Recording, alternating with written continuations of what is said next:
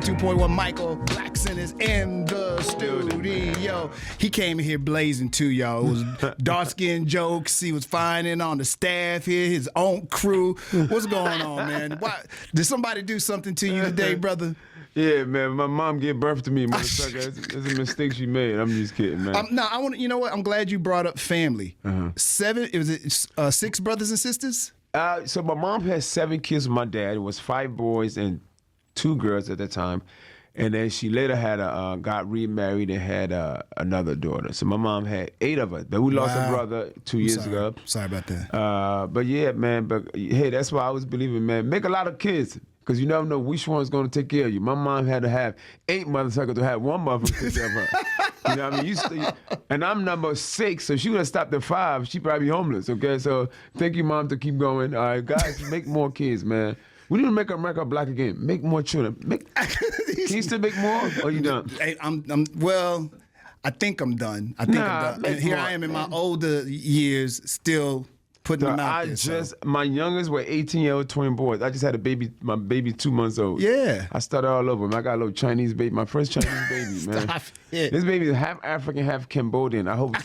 I just hope Trump don't deport him. Please don't deport my son. You just a couple of years ago. 3 years I became a citizen. Congratulations once again, man. It's not just research, man. Why you don't be more like him, man? He don't care, man. He don't care. He just knows you're funny, and that's all he cares about. I appreciate that, but man. As you talk about family, what effect did they have on you and you being a comedian? Ah, man. You know what? I don't know. We don't know where this comedy thing came from. My mom is an evangelist. Right. That went around the world preaching the gospel. She left my father because she said my father did not want to live the gospel life, the Christian life. And my father's more traditional. And my mom took 7 kids and left out of Ghana and left out of there. And when it goes, got us out there. I was like 3 years old out there in these villages preaching the gospel, and people opening their doors and giving us a place to stay. And we going from one place to another. And then, 15 years later, 14, we end up in America. Not all of us, just because they ain't gonna let you bring all your family to America. America wants to make sure that when you're a foreigner, especially coming from like a black country, you know what I mean? Like you coming from Jamaica or you coming from anywhere in Africa, they want to know when you're coming and when you leave. And when the hell you gonna out of If they don't feel like you're gonna leave, they ain't gonna let you in. Right. So my mom had to leave some kids back there, so they at least they know she got. So how many did she bring in? Well, first she brought my youngest sister first, left her, came back, and then brought me and the new baby that she had when she remarried. Okay. And then boom, and then that was it. And then it took like 15 years for the rest to come. Wow. At one point in my life, I went 15 years without seeing my brothers. And then we kind of like grew apart. So it was really, it was really weird and different, and. Are y'all do y'all get along now? It's hard, man. It's never been the same since we got separated for that long. We grew apart. Like, even though I was the youngest son, but I came to America and I saw a little bit more. Like I came and went through everything I went through. America's a tough place for a foreign kid coming from, and I get here and I'm like, I gotta like find a way to make life. I have to find a job at 14, 15 years old, and I got to give my mom money so she could send to my brothers. And I had to grow up fast. I became the little brother that had to become the big brother because now I am taking care of my older brothers back home. Yep. So it was a little different. Eventually they came, and, we tried to, we worked. We still knew we were brother and we loved each other. Y'all still growing even right now. We missed so much. It was just so much love that disappeared, I felt, and it was different. But comedy... even my mother, she didn't believe I was. This is really a gig. I had told her to stop working. Really? Because the last time I clocked into a work was like, I worked for the airlines from 96 to 2002. 2002, next Friday already came out. I'm actually in the movies and still working. Right. And my mom, I had this airline job, so she would get to fly for free and all that. But it was standby. Like a, so. When the job let me go, I had to I was glad they let me go because I'm the type of person I find a way to keep that job because of the benefit that came with it, the free flights and the medical. But they let me go. When they let me go, my mom's pissed. Like, go get your job back. I'm like, Mom, don't worry. You gonna get a ticket and you don't have to be in standby, okay? You're gonna get on this plane. You don't have to sit and wait. They're gonna call your name, And it took a while to really, to see the difference. And now, of course, she's back home now with housekeepers and driver, and she went back to Ghana? She went back to Ghana. Oh, wow. All right. Congratulations. So, And like I say, that was all part of God's plan. I think God has a plan for certain people. We all not in God's plan. I'm sorry, it's not for everybody. It's crackheads out there. God ain't got no plan for you. Can I tell you right now? God has plan for some special people. I think I'm one of those special people. Comedy was nothing that was in my brain, in my mind. So how did that come about? So like I said, when you first got here, they're attacking you, and I know how it go because I'm dark skinned too. So I know what you had to go through. I understand to some degree. And the thing about it being a 14-year-old kid, you don't understand because where I'm from, we never saw complexion. I didn't know dark skin. We just looked at each other the same. There are some people that are light. And I grew up in Liberia. Liberia was where, when the slaves were let free, most of them went and settled in Liberia. Liberia stands for liberation. The capital is Monrovia, and I think Monroe was president at that time, and he's the one that led them, so they named Monrovia after Monroe, who was, I think, president of the United States at the time. And so because of that, and those people that went back to Liberia, they didn't have a tribe, because they're all from like slave descent, but they were the educated ones, they were the smart ones, and most of them were mixed because, of course, being mixed up the white man. Most of them were somewhere light skinned, and they were called conquer people because they had no language, but they were the smart ones. So if you go to the history of Liberia, that's black people should take a trip to Liberia, because back in 1890 something, when these guys went back, because they were the smart, intelligent ones, they were presidents of Liberia. Like their kids became presidents. So Liberian presidents from the 1890s all the way to 1980 was the last time, was when the native decided to take over. Wow. Yeah. And I was there for that's it. Some history. Wow, that's... So Liberians, of course, I'm mentioning that because some of the conquer people were very light skinned, and and it triggered onto the kids, and so now you in school with like light skinned kids, dark skinned kids, and you got 11:59 p.m. That's me. And then you got 10 a.m. and then you got But it wasn't a big deal. We never saw it. We never knew what color it was. We never looked at it. Everybody did this. So when you come here and all of a sudden you go through this, I come here and I'm hanging out with the kids and say, "Oh my God, you black?" I said, "Of course." We're all black. And you do not understand. I said, we're all black. They said, "No, nigga, you black as hell." I'm like, "What do you mean?" Lit my ass up, man. African booty scratcher, all those things. I got crushed, and it made... Why you laughing, Brody? See? That's your own people. That's pregnant Brody, man. 6 months pregnant. So I went through all of that, and then, now I got to go to school. That's even worse, None of this seemed to have messed with your self-esteem. It did at a young age. Oh, did? Okay. Oh, yeah, it kind of like made me shy and self-conscious about my complexion, and then, it kind of like kept me in a little shell, But then, then I'm studying the kids as well. And at the end of the day, they're kids. That's what kids do. Kids are mean. Yes. Especially kids in America are very mean. Especially you know what I'm saying? And I grew up those first 2 years was Newark, New Jersey. Newark is like Puerto Ricans and blacks and this and that. And it was still like mean. All of them was mean, But I was also learning at the same time, figuring them out, what it takes to fit in and all of that. And then another mistake I made besides being dark skinned was dressing. I mean, kids were very materialistic back then.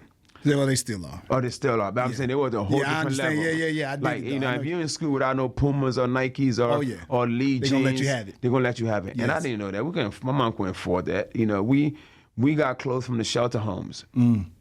So, but now my first day of school, my mom have to I'm like, hey, buy me some new clothes. So we go to like McCrory's. You remember McCrory's and Woolworth? Got the Woolworth. Yes. All right. And then, even at one point they sold like sneakers in the grocery stores. I remember this. Right. Yes, I mean, like my mom went, but I didn't know. I just knew it was brand new because in Africa. You was happy about it. I'm very happy because as a kid back home, girls like guys. Like I said, we never saw complexion. We never saw what's cute, what's not cute. But one thing girls did like back home was any kid that wear new clothes. Like for some reason they go, "Oh, he got nice clothes." That's how you get the girls back home. So I come to America, I'm thinking, okay, as long as I got brand new clothes, I was good. So my mom, she was big, of course, in the church. So she went to like Woolworth, got me like some church pants and church shirt.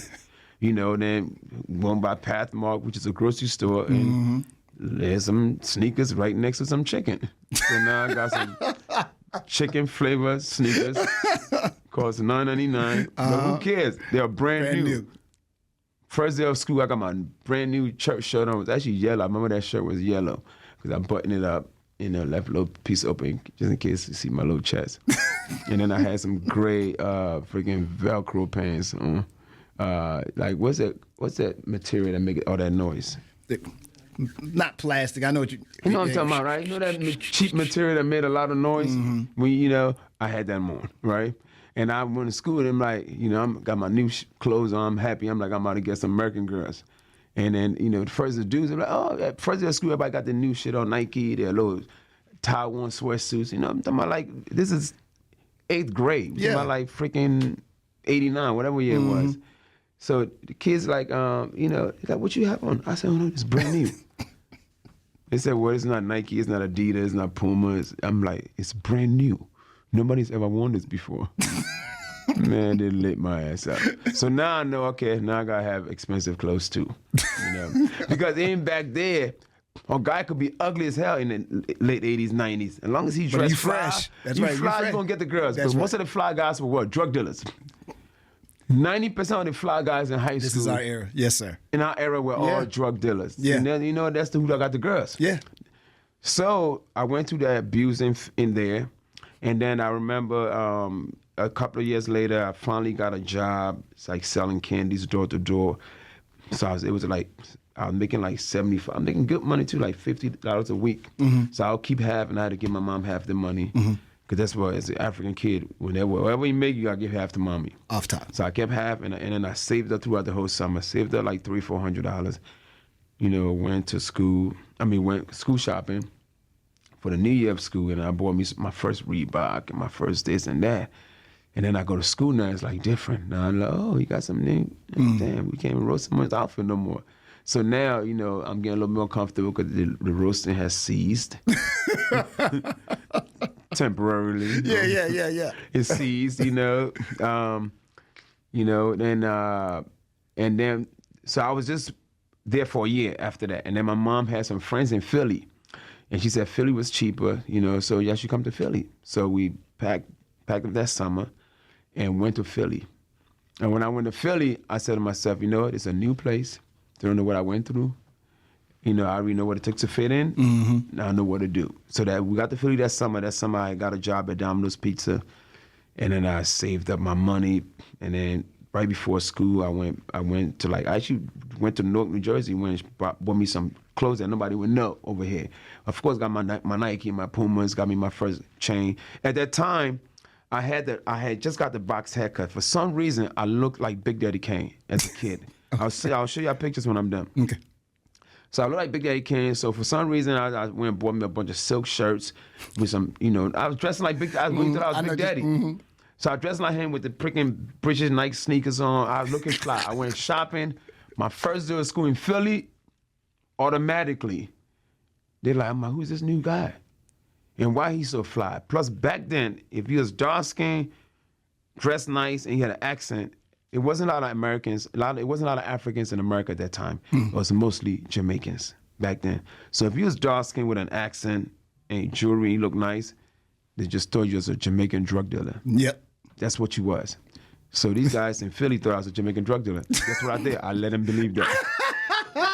That's right. Don't fuck with me. I'm a damn Jamaican drug dealer, right? So I was, and one thing I noticed, because back then what I did in Newark, I was always defending myself, trying to, roast back. They'll go hard on me. I'll be like, at least I can't be on the airplane trying to be, I've been a smart ass, and I'll go hard back on the kids. But what I realized in America, the best way to be cool is chill. The less you speak, the more suspicious and curious of who you are. I didn't say much, man. You learning fast. You picking up though. Man, I'm in Philly. I just dressing nice, doing the in between class. I'm just chilling on the wall, just quietly. They're like, who is this nigga?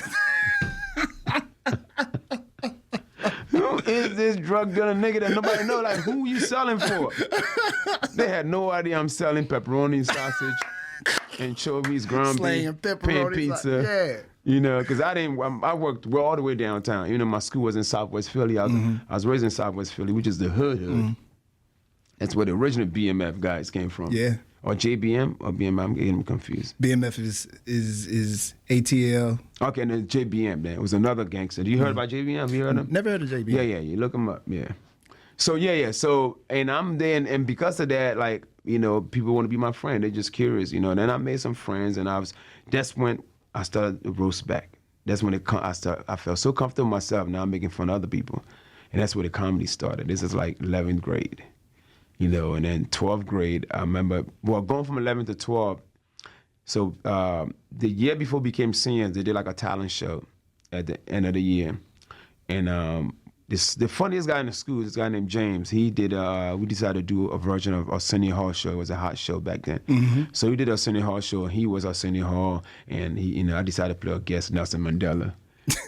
So I got my gun on stage. He called, next guest, Nelson Mandela. And I went up there and I was talking with the accent and the crowd. Kids were laughing, cracking the hell up.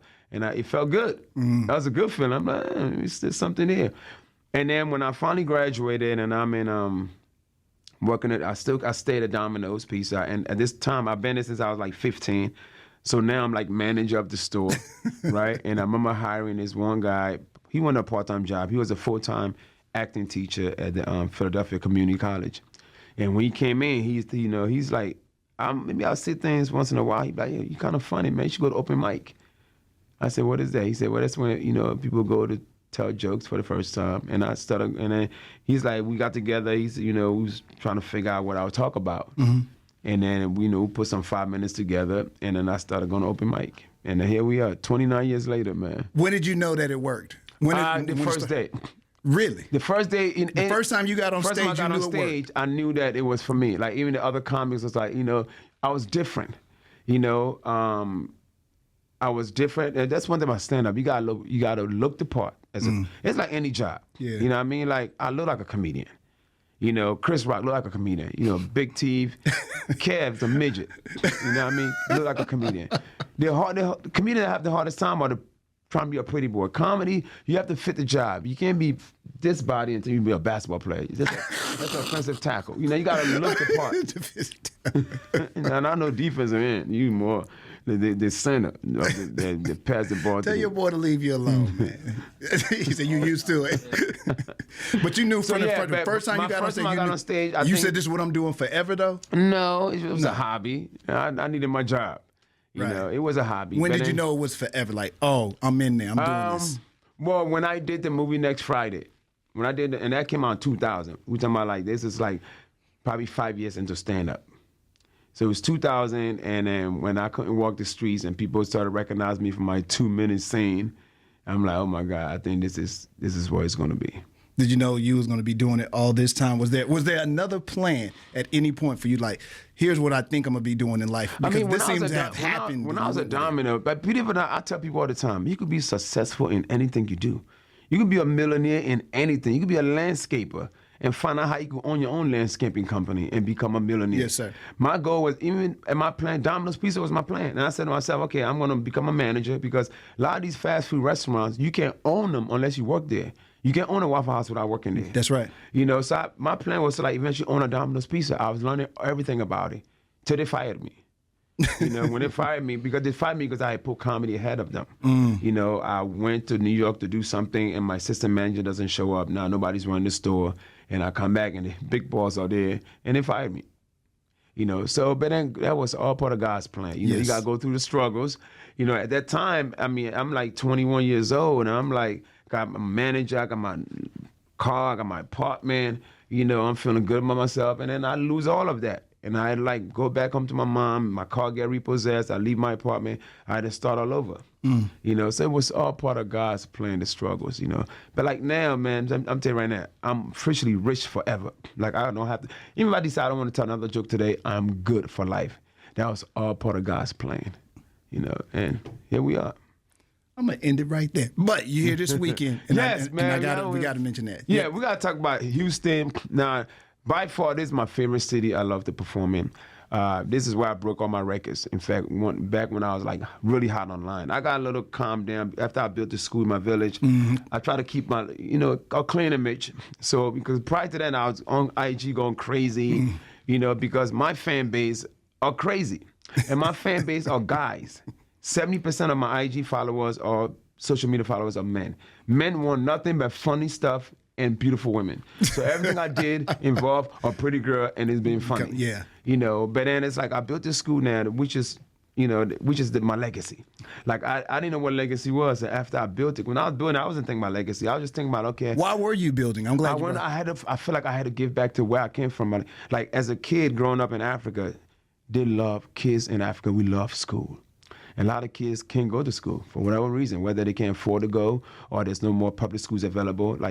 And then they can't afford, they just stay around and help their mom in the marketplace for their whole life and they don't get no education.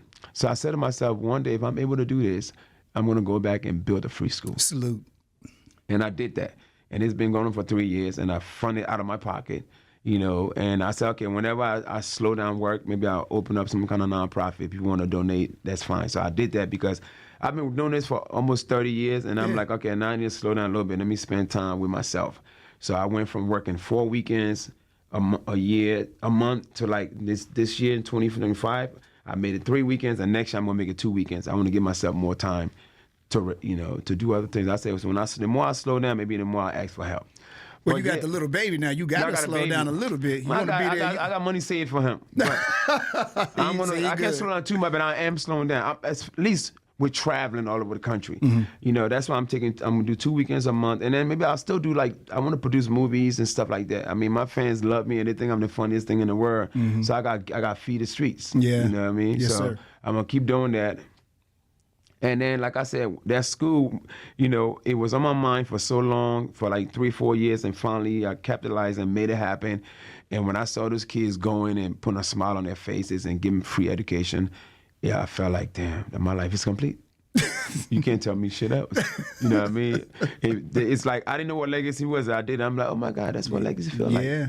You know, your name on this school wall, Michael Blackson Academy, this is We There for Life, because I set it up where I'll make sure it's good for life. Yeah. You know, even if you ain't here, it's even still being funded. Yeah. You got seem like your financial business, you got it properly taken care of. Yeah, and I did it on my own. I'm not, you know, I never I don't trust. No, one thing I was good at math. Numbers was my thing. You know what I mean? So I figured it out and handle my own things my way. You know, and I got plenty of guys, I'm not gonna mention comedians names, that make just as much as me or more, and they have nothing to show for it. Yeah. Nothing. I'm like, what y'all got to do with your money? You guys going to the club and $3,000, $4,000, $5,000 on bottles? Like, what? You know what I mean? And trust me, I have all the nice things in the world, but I still find a way to make sure that I'm good for life. That's right. right. You know what I mean? So it's a great feeling. But Houston, like I said, Houston has contributed to everything, to the school. My biggest paycheck was Houston. I came one weekend when I was hot in the streets and sold out 12 shows at the Improv. Damn. 12 shows. That freaking money. They was working you. That money helped pay for a quarter, 25% of that school getting built. Wow. You know what I mean? So whenever I come to Houston always come through. And that's why I would, like I said, even when I cut my schedule down to twice a month, Houston will always be on my schedule. Absolutely. Houston will be on my schedule, just instead of Texas alone. Dallas also does pretty well for me, but Houston is definitely number one. DC might be number 2 probably, and then Dallas is number 3. But yeah, so those, I will always come back here, and I love this place. And this place is like a melting pot, man. You got everybody. You got the blacks, you got the bunch of Nigerians here, Africans here, you got the Mexicans, you got, Ecuadorian, you got everybody's here. This is like a big fruit basket. Well, it's a beautiful city, no doubt. It's a great city. And you here all weekend, right, I'm Mr. here all Michael? weekend. I got 2 shows tonight, 7:30, 9:45, 9 o'clock, 9:30 tomorrow, and then Sunday at 7 o'clock. So get your tickets right now. They're going pretty fast. Just a few tickets left. And if you saw me last year, don't worry, I got a whole new set tonight, this weekend. It's called America's F Tour. All right, so come on in. I'm making fun of everything and everybody. Mike don't hold nothing back. And don't worry, I'm not getting deported. I'm American now. I am American. If ICE come and chase me, they're just gonna be practicing, okay? Michael Blackson, my man. I appreciate you. Thank you for sharing your story with me too, brother. Thank you for having me. It's Majic 102.1.